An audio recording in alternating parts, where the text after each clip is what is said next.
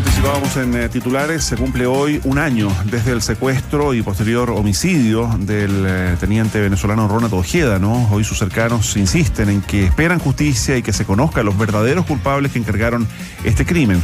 Su familia, de hecho, pidió investigar una eventual negligencia por parte de las autoridades chilenas por el tratamiento de sus datos como asilado político en nuestro país, lo que habría permitido ubicar al ex teniente venezolano para cometer el crimen. Diana Copa ya nos acompaña con los detalles. Diana, bienvenida. Hola Diana, buen día. Muy buen día, Paula. Mauricio. Sí, un año se cumple desde el secuestro y posterior homicidio de Ronald Ojeda, el militar en retiro venezolano. Fue un 21 de febrero cuando salió a la luz un video que mostraba cómo sujetos que se hacían pasar por la Policía de Investigaciones secuestraban a Ojeda desde su edificio en Santiago Centro, lo que aparentemente era una presunta detención, era un secuestro. Y no sería hasta 10 días después que luego de un gran despliegue se encontrara su cadáver sepultado bajo un bloque de cemento en una toma en Maipú.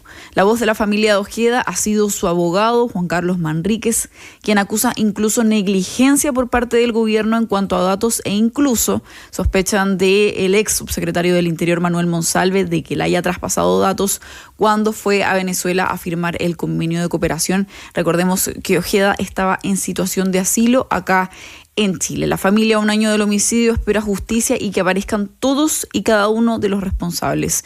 Es lo que dice Mayra, la hermana de Ronald Ojeda. Bastante difícil, ha sido un año bastante complejo a nivel familiar.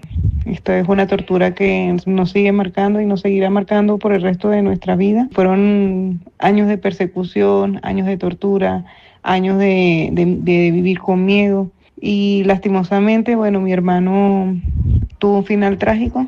Creemos en la justicia divina y en la justicia terrenal y sabemos que todos los culpables van a caer, sea quien sea y donde estén, van a caer.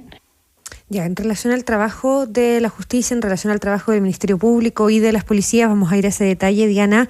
Hay más de una decena de personas detenidas, varias de ellas vinculadas directamente con este crimen, así lo ha sostenido la Fiscalía, en un caso que ha estado marcado por la tesis precisamente del Ministerio Público del móvil político. Hay que recordar ahí que Ojeda era un opositor al régimen de Maduro y estaba asilado político en nuestro país, tal como tú recordabas. De hecho, fue el propio fiscal nacional el que en algún momento transparentó que un testigo con identidad reservada en la causa señaló que la orden para cometer el crimen y el pago del mismo vino de Diosdado Cabello, hoy ministro del Interior del régimen de Nicolás Maduro, sindicado como el número 2 del chavismo. Y en eso está la investigación, ¿no? Con un Ministerio Público que lo que tiene que hacer ahora es probar precisamente esa tesis que tiene otras consecuencias que ya vamos a revisar. Claro, una investigación que se mantiene totalmente en reserva, por lo que a medida que se van concretando este tipo de detenciones es que se van sabiendo los avances en la investigación.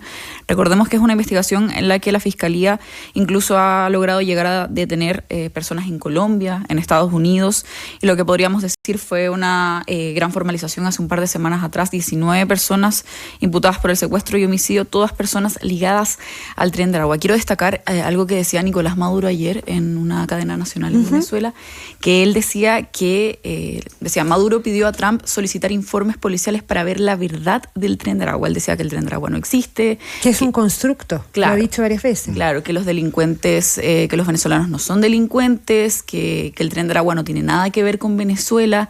Entonces uno escucha este tipo de cosas y es como que se impacta muchísimo porque al final hay evidencia empírica de lo que está diciendo la Fiscalía, hay una formalización de por medio y lo confirmó acá el fiscal Héctor Barros, acá en ADN, que detrás de este secuestro está el gobierno venezolano. Y después han salido nuevos antecedentes, nuevas teorías que incluso comprueban que está Diosdado Cabello, que es el segundo al mando en Venezuela.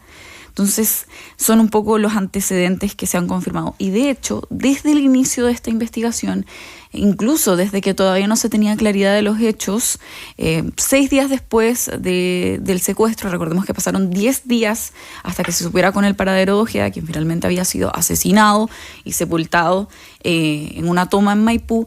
Desde el inicio muchos expertos, como es el caso del exdirector de la ANI, Gonzalo Youssef, decían que esto tenía que ver con un móvil político en base a ciertos criterios como es el operativo del secuestro.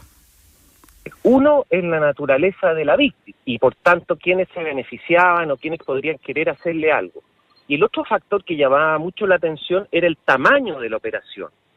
No era algo que pudiese hacer el crimen común y corriente, era una operación muy bien planificada y de muchos recursos también. Entonces la pregunta es, ¿quién va a querer hacer un desembolso económico tan grande? Claro, hay parte de las diferentes hipótesis que se tejen. Recordemos que el fiscal Barros, quien está a cargo de esta investigación, estuvo con nosotros acá el lunes 20 de enero, cuando todavía nos había vuelto a hablar de este tema, y claro, ahí en medio tuvo un balance respecto de su labor como fiscal metropolitano. Le preguntábamos sobre el caso de Ojeda y nos sorprende avanzando, digamos, en esta teoría que luego comprueban finalmente ante tribunales con una serie de antecedentes respecto de la implicación que habría de figuras del gobierno venezolano detrás del secuestro y crimen de Ronald Ojeda. Pero recordemos también, Diana, que este ha sido uno de los puntos de distancia entre Chile y Venezuela, no el único. Sí, son varios, de hecho.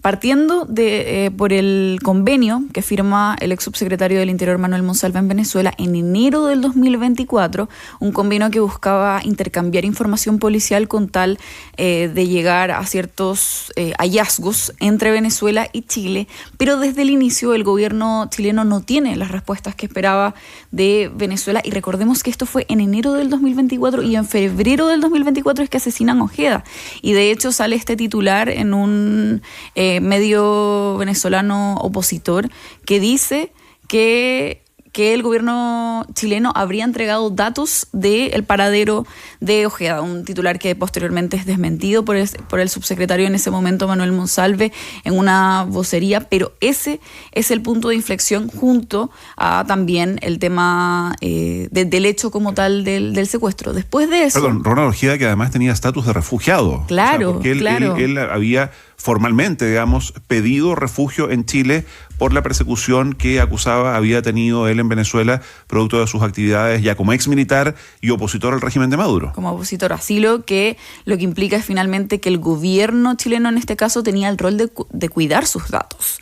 Después de eso, en julio son las elecciones en Venezuela, y después de conocerse los resultados, el presidente Gabriel Boric es uno de los primeros presidentes a nivel mundial en no reconocer los resultados, lo que claramente marca un punto de inflexión también. Recordemos que en ese momento las autoridades diplomáticas chilenas se retiran de Venezuela, y es en ese punto donde posteriormente cobra más fuerza también meses después la tesis de que Diosdado Cabello estaba detrás entonces del secuestro de Ronald Ojeda, y es ahí cuando ya hay un total quiebre entre Venezuela y Chile, entendiendo que hay retirar los consulados y todo el tipo de cosas. Bueno, recordemos también las declaraciones del ministro de Justicia Jaime Gajardo hace un par de días atrás, que él decía que el gobierno chileno no planea ni reconocer a Nicolás Maduro, ni reconocer a Edmundo González, pero no se cierran a retomar las relaciones con Venezuela.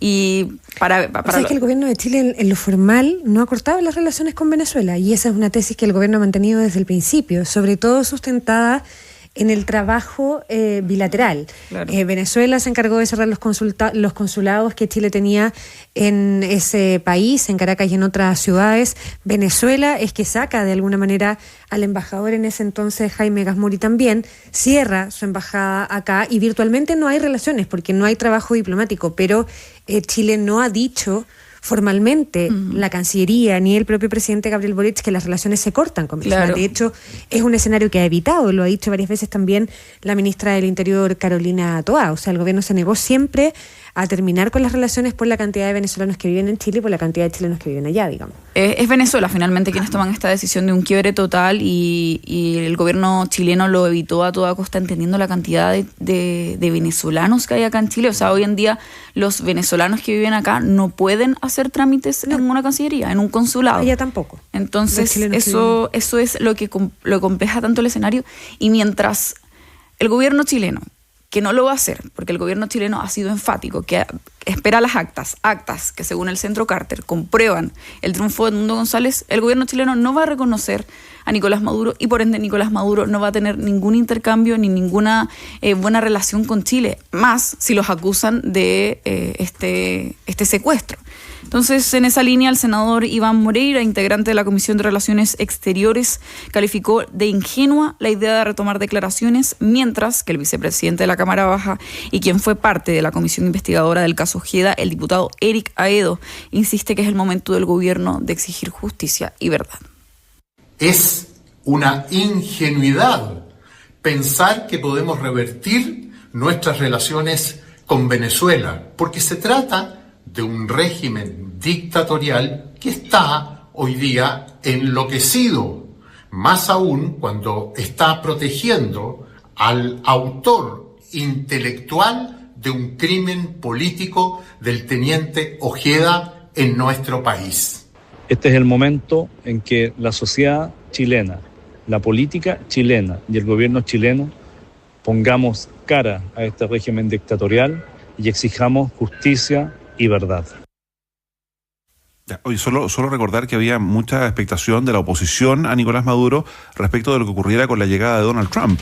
Trump cumplió ayer un mes en el cargo y lejos de desconocer a Nicolás Maduro como gobernante de Venezuela, mandó un representante, se reunió con Maduro en Caracas, obtuvo la venia de Maduro para enviar migrantes irregulares desde Estados Unidos a Venezuela, y Estados Unidos hasta el momento le sigue comprando petróleo venezolano a Nicolás Maduro. Expectativa que tenía inicialmente incluso la misma María Corina Machado y que finalmente no ha tenido respuesta.